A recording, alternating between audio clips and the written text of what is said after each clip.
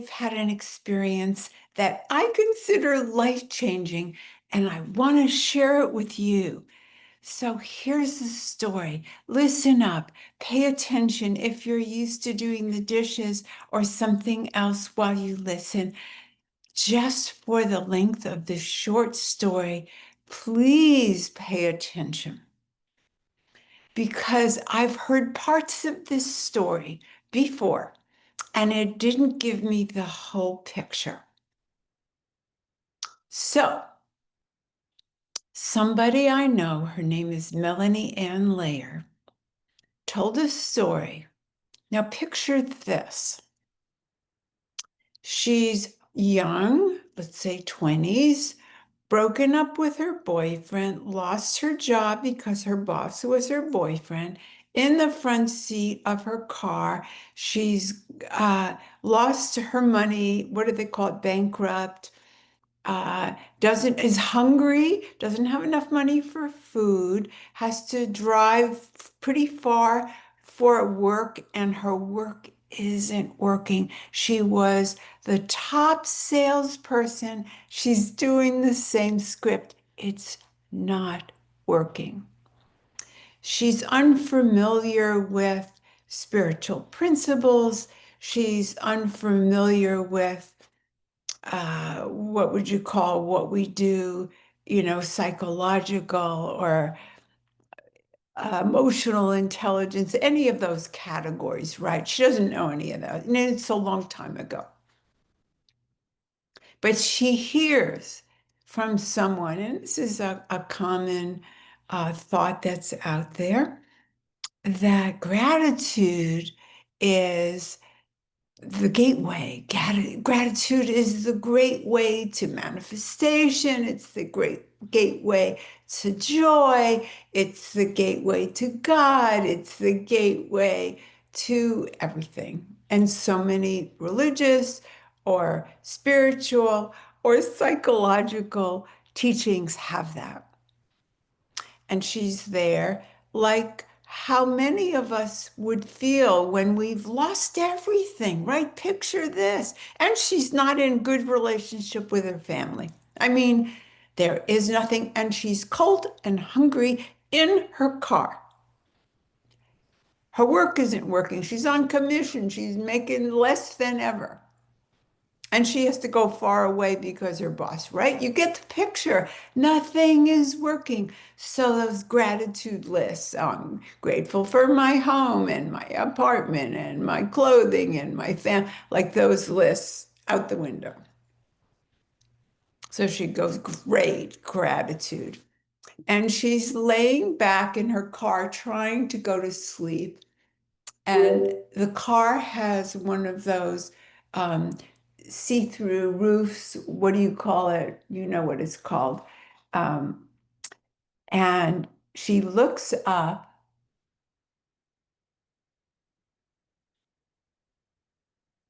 and she sees this incredible snowflake. Now, I had actually heard this part of the story many times, and it did not change my life. But so you have to listen longer. Please, please, please, if you want to share in how this has changed at least my life, and I want to share it with you. She looks up and she's in awe of this snowflake, and that awe opens up everything in her heart. Her heart is blocked. When she felt all of this lack in every category of her life, and you could say, if you're a worldly visionary, you could say, well, she doesn't have these things. Yes, it's true. She lacks them. But something opened in her heart. These are my words. She didn't say this. But all of a sudden, she felt a kind of gratitude that she had never felt when she had the boyfriend, when she was in relationship to her family, when she was the top salesperson, when she had the home or whatever it is she had that she lost in her bankruptcy. She never felt that kind of gratitude. But here's the thing. Here's the thing I didn't get before, because it wasn't her subject and it wasn't what needed to be transmitted between us.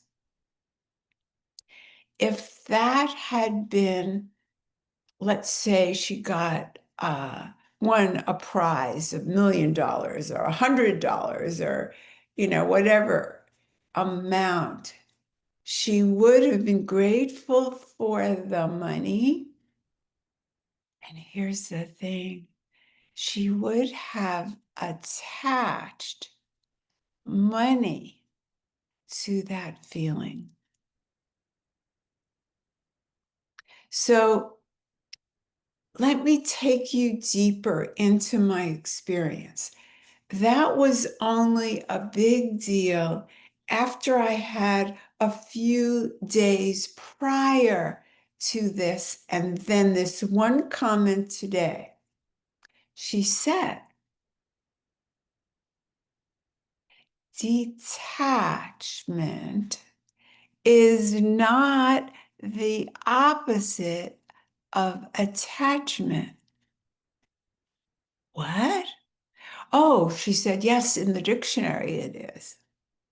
But hasn't been that belief that detachment was what was being asked of us when in the spiritual world, when we're told, let go of your attachment to the outcome.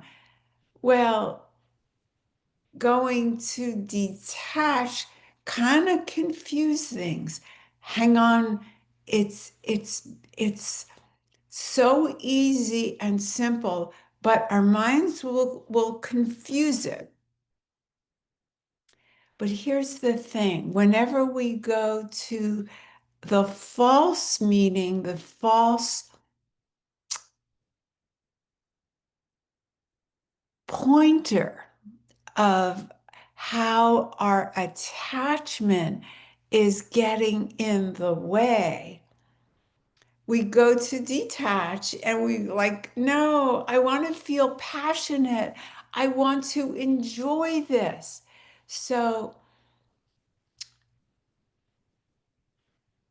if someone believes that they need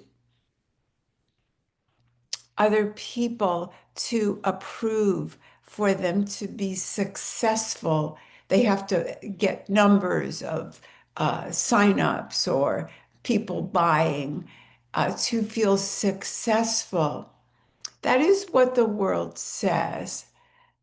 But then if somebody came along and said, detach from that, your attachment to the numbers is getting in the way, it would have gotten more confusing, right? But here's the thing. Is it possible to be successful, let's say, in delivering a message or a class or a business or a service without believing it's in the numbers that gives you that?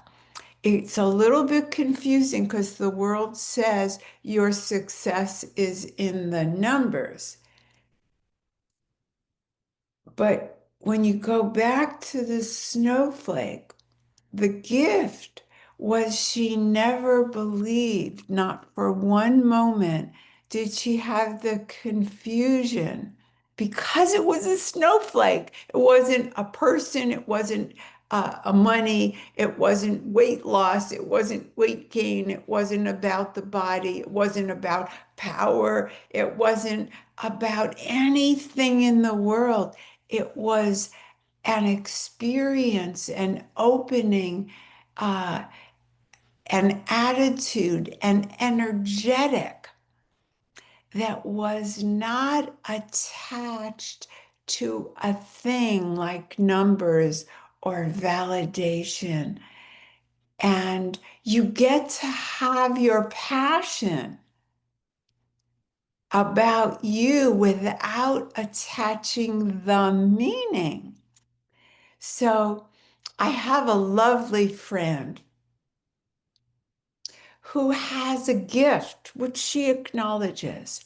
And that gift is bringing families together, step families together, bringing networks of people together. And she has this big heart, and she does it through food. And she has something that happened to her physically that possibly got in the way of feeding these people. And she said, but I have this gift. But she thought because of her attachment to serving the food as the representative of this energy, she had given the meaning, I need to provide food to be this person that has that gift. Are you seeing what I'm seeing? If we take away the meaning. So earlier this week, we've been doing a series leading up to this. And Melanie asked us to be able to just share the feeling of a story without the story. This isn't about tell stories this way. This is just to show us how contagious feelings are and how it's the energy that we can deliver without all the setups. Stories are fine, they have their place, they're magic. But this is not about saying don't tell the whole story. This is about just seeing the energetics. And there were about 1,700 people in this room. And I can't tell you how many people couldn't just say, and at that moment, I knew God was real.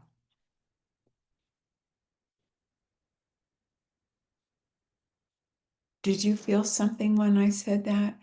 Or when someone said, for me, that baking bowl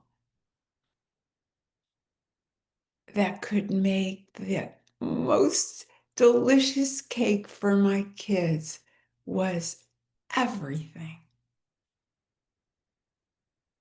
Did you feel something about a caking bowl that maybe you didn't ever feel from me there? I'm just trying to convey what she was trying to convey, but the people couldn't do it. And even well, we were all practicing in our heads, even if we didn't get to speak. And what we saw that was our attachment to being understood said all the other things. Our attachment to being a person who expresses themselves well, our attachment to looking good, our attachment to being right, our attachment to getting the accolades from the teacher. You should see how hard people tried, but they had to add more words because of these other attachments. What we're asked to see is not to not be passionate, is it's we're being challenged to take the meaning that we've attached onto something. So let's go back to the snowflake. What if, let's say, what if it was you that experienced your heart opening with a snowflake. And then that appreciation helped you go from obese to a typical size.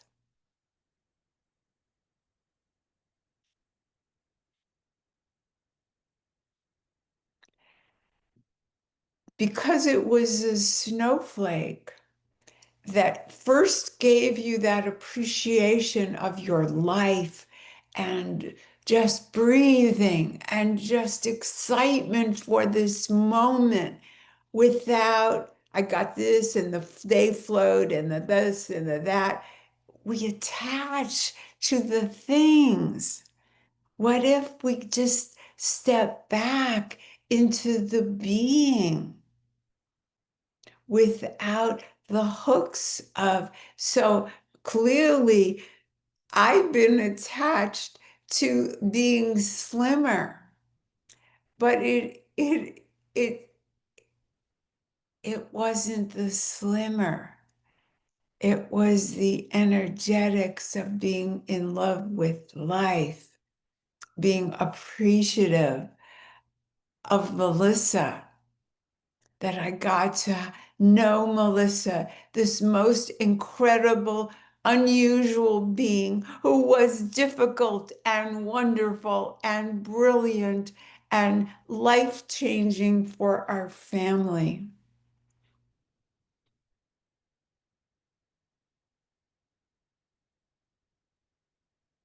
If she had lived, that wouldn't have given me, let's say she made it through, and then I would attach my good feeling to the fact that she lived. Just let's look at what are we attaching that we're making meaning out of. And we can still be excited about anything.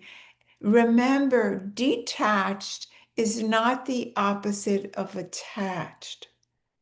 So just the beingness is the opposite of attachment, letting go of the meaning that we've made of everything. We're coming back to that, but it just helped explain for me what the mystics were trying to show all of us about how attachment gets in the way. So those of you who pray, and then you say this or something better,